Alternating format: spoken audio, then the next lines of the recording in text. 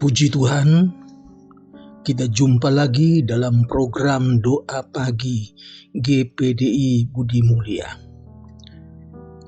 Kita awali perjumpaan pagi ini dengan doa. Mari kita berdoa.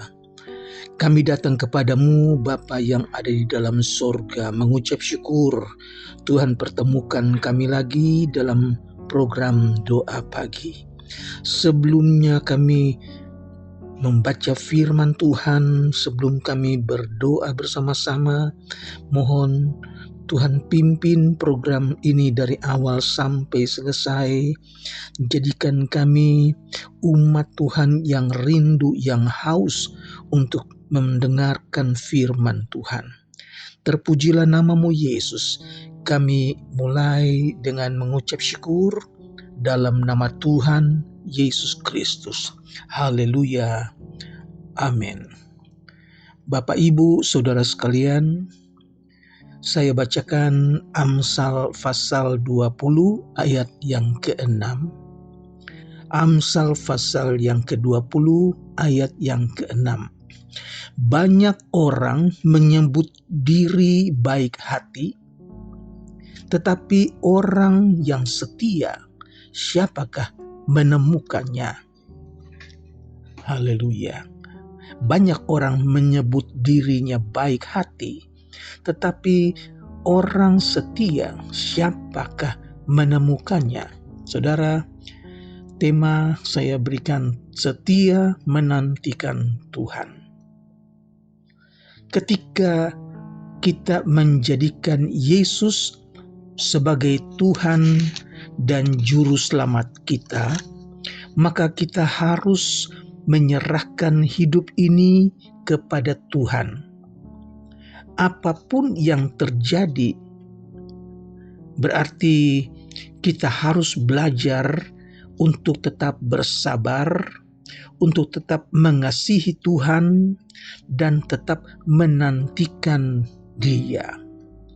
Apapun yang terjadi, kita harus serahkan ke dalam tangan Tuhan, sambil kita menantikan Tuhan. Mazmur pasal 27 ayat yang ke-14. Nantikanlah Tuhan, kuatkanlah dan teguhkanlah hatimu. Ya, nantikanlah Tuhan. Haleluya. Pemazmur katakan, kuatkanlah hatimu, teguhkanlah hatimu sambil kita menantikan Tuhan. Haleluya. Di dalam ayat yang ke-13 dikatakan, sesungguhnya aku percaya akan melihat kebaikan Tuhan di negeri orang-orang yang hidup. Aku percaya berarti mengandalkan Allah dan mengalami kebaikannya secara pribadi. Ini sangat membutuhkan ketekunan kita melalui iman.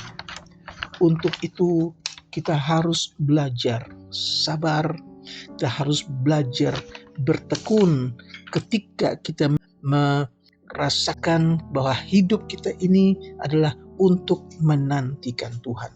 Seorang percaya, kita bisa saja mengalami pencobaan yang berat. Namun tidak ada yang dapat membuat kita menjadi putus asa dan kalah. Orang percaya, kita tidak boleh kalah. Selama kita terus memandang kepada Allah dengan iman dan pengharapan. Walaupun di tengah kegelapan, kita harus tetap menantikan Tuhan. Haleluya, saudara-saudara. Satu ajakan yang membuat kita tetap kuat, tekun, sabar di dalam menantikan Tuhan. Haleluya. Pemazmur katakan di dalam Mazmur pasal 42 ayat yang ke-6, mengapa engkau tertekan, hai jiwaku, dan gelisah dalam diriku. Berharaplah kepada Allah, sebab aku akan bersyukur lagi kepadanya, penolongku dan Allahku.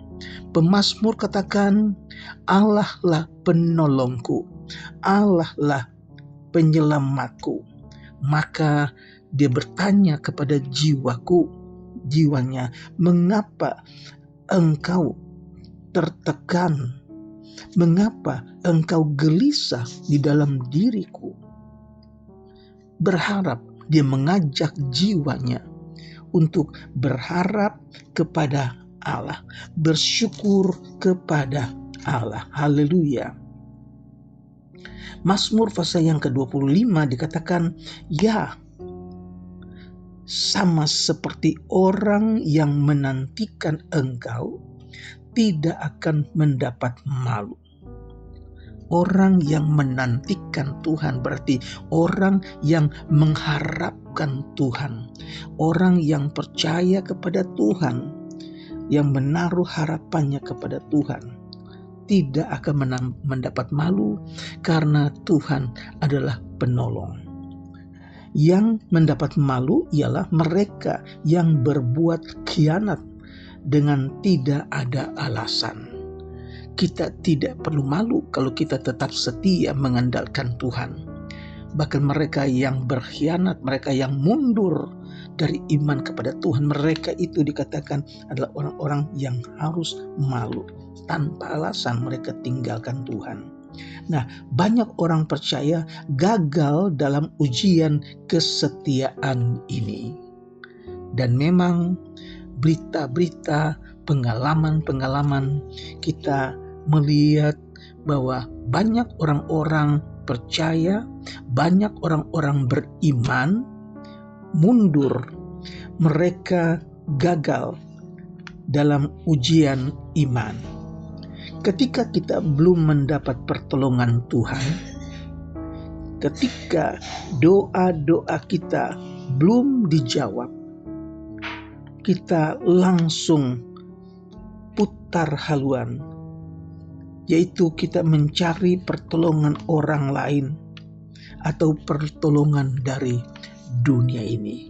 Ini adalah satu cara yang salah, saudara-saudara.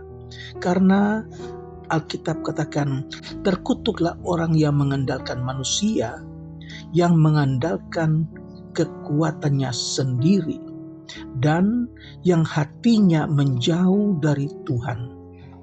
Ia akan seperti semak bulus di padang belantara. Ia tidak akan mengalami datangnya keadaan baik. Ia akan tinggal di tanah angus di padang gurun, di negeri padang asin yang tidak berpenduduk.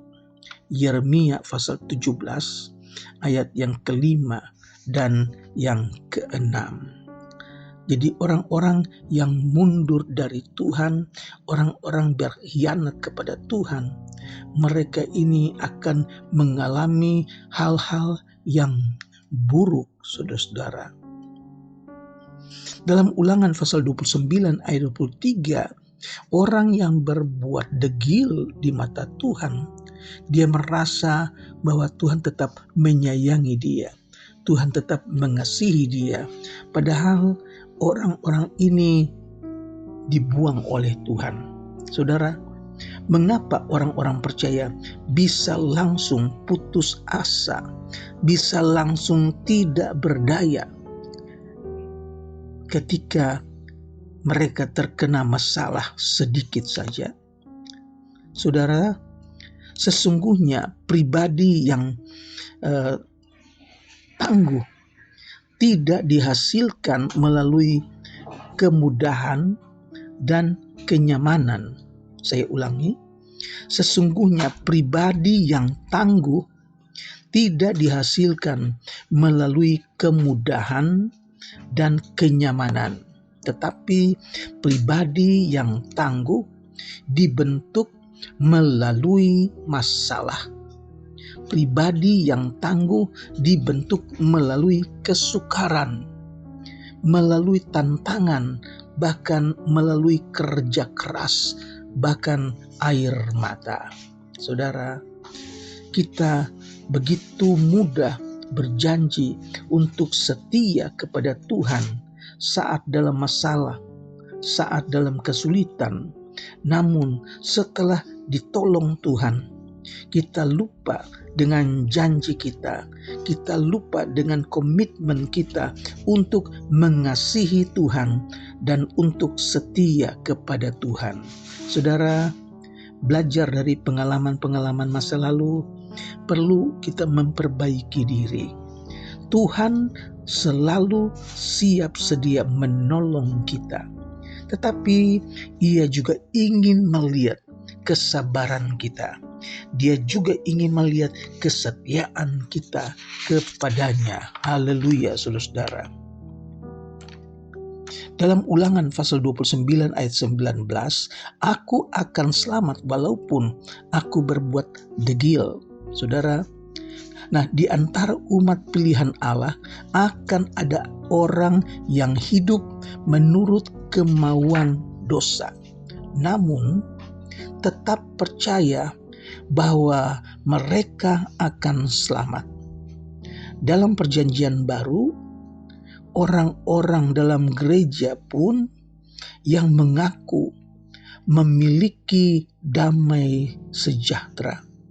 Mereka mengaku selamat, mereka mengaku hidup kekal, namun mereka tidak berusaha untuk mengikuti kehendak Allah.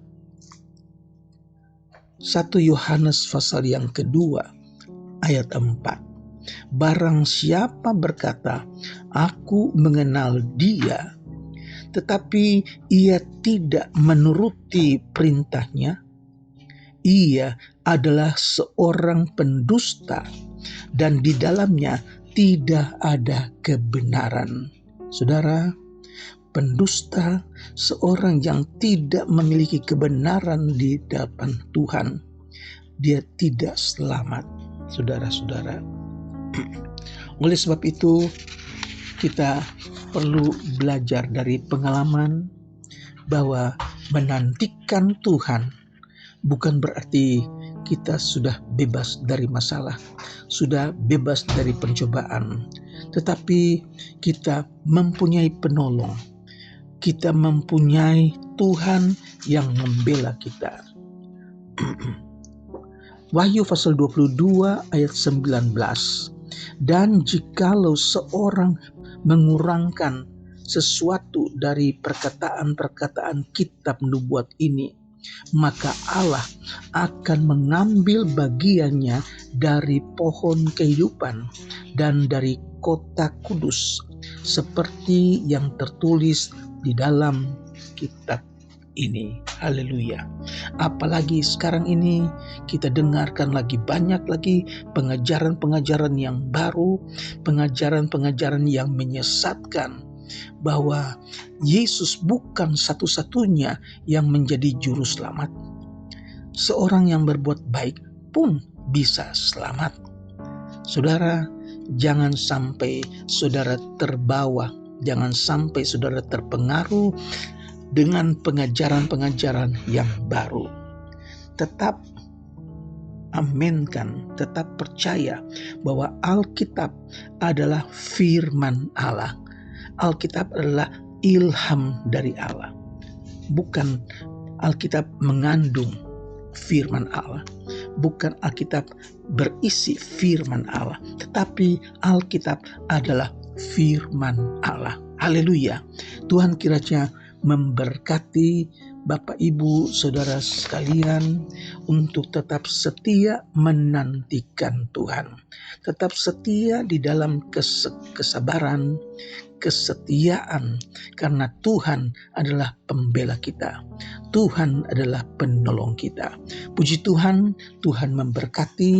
Mari kita berdoa. Bapa di sorga, kami mengucap syukur buat firman-Mu yang datang kepada kami pagi hari ini. Ajar kami untuk tetap setia menantikan Tuhan. Ajar kami untuk tekun menantikan Tuhan. Walaupun masalah datang silih berganti, walaupun pencobaan datang silih berganti, tetapi pertolongan Tuhan tetap nyata dalam kehidupan kami. Pembelaan Tuhan tetap nyata dalam pengalaman-pengalaman hidup kami. Bela kami ya Tuhan. Terima kasih, berkati semua yang mengikuti program doa kami ini. Di dalam nama Tuhan Yesus Kristus kami mengucap syukur. Haleluya. Amin.